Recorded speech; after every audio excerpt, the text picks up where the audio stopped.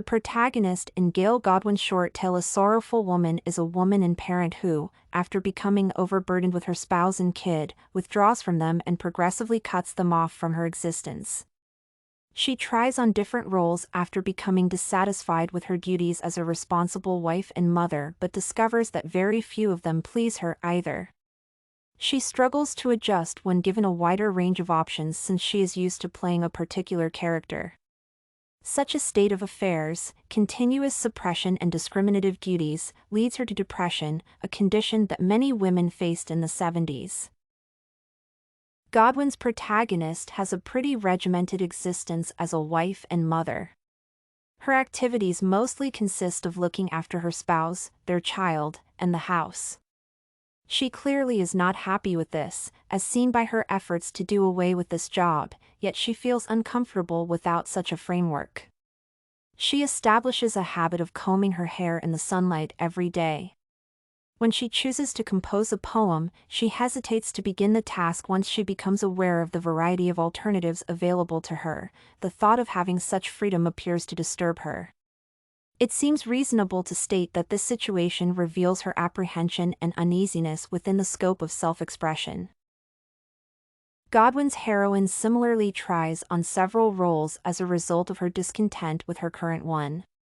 She puts on a lot of different characters, but none of them indeed seem to delight her.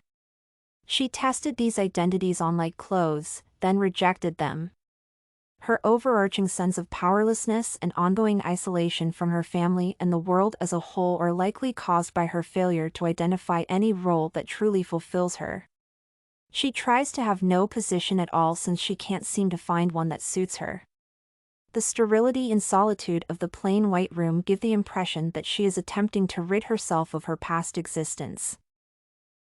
Here, it should be stressed that Gail Godwin's story is one of her best-known works due to its relevance. She demonstrates in this choice how marrying does not always result in a happy life. Godwin illustrates contemporary marriages in the tale. A Sorrowful Woman can be considered a fairy tale satire. The conventional fairy tale has a predetermined ending, everyone is contented forever. Given that the narration starts with once upon a time, the reader has the impression that the narrative will be cheerful at first.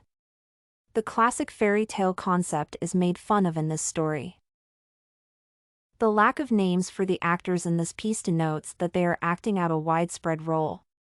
The protagonist was not intended to be a wife and mother, according to the opening at the opening of the novel.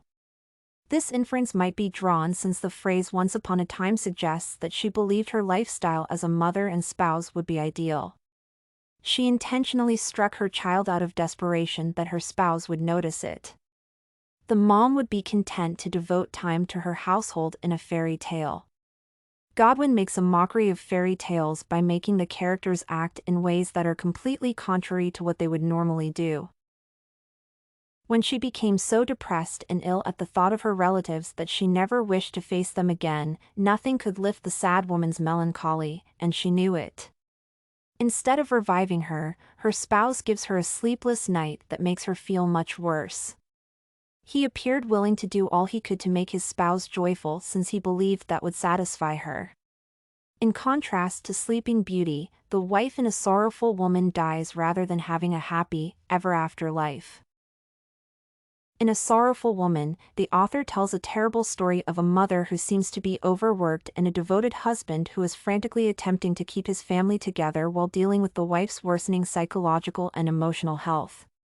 Her erratic behavior is well supported by the text as being caused by mental disease. Her mental condition is not the sole cause of her behavior. In fact, it is not particularly the main one. She has ignored her attraction to women and suppressed her own sexuality, which has led to an atmosphere where her psychosis and addiction may flourish and eventually overtake and exhaust her. According to 1970s gender stereotypes, a prosperous woman must be a good housewife, mother, and provider for her family. Godwin's A Sorrowful Woman tells the tale of a mother who defies the social expectations placed on her.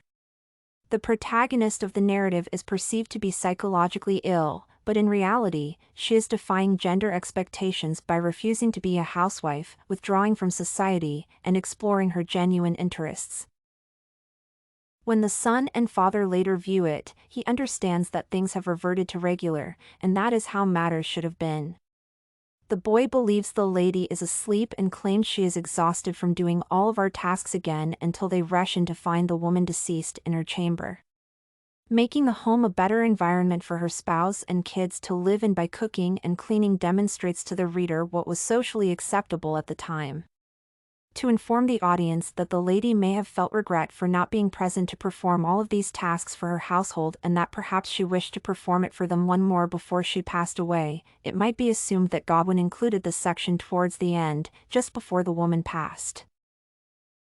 It demonstrates that not all women aspire to be homemakers, spouses, and moms.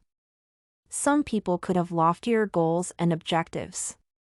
They might not understand what it is, but they will make an effort to identify it.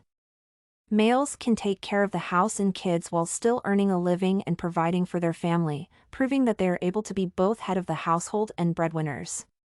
This narrative provides a sobering look at the times and the state of the world today. It should be stressed, according to Godwin's short fiction, not all women aspire to be housewives and mothers. Some people desire independence, they seek to be delivered from grief. The heartbreaking protagonist and her actions are made clearer to the spectator by the concept of feminism. This and many other essays are available at studycorgi.com.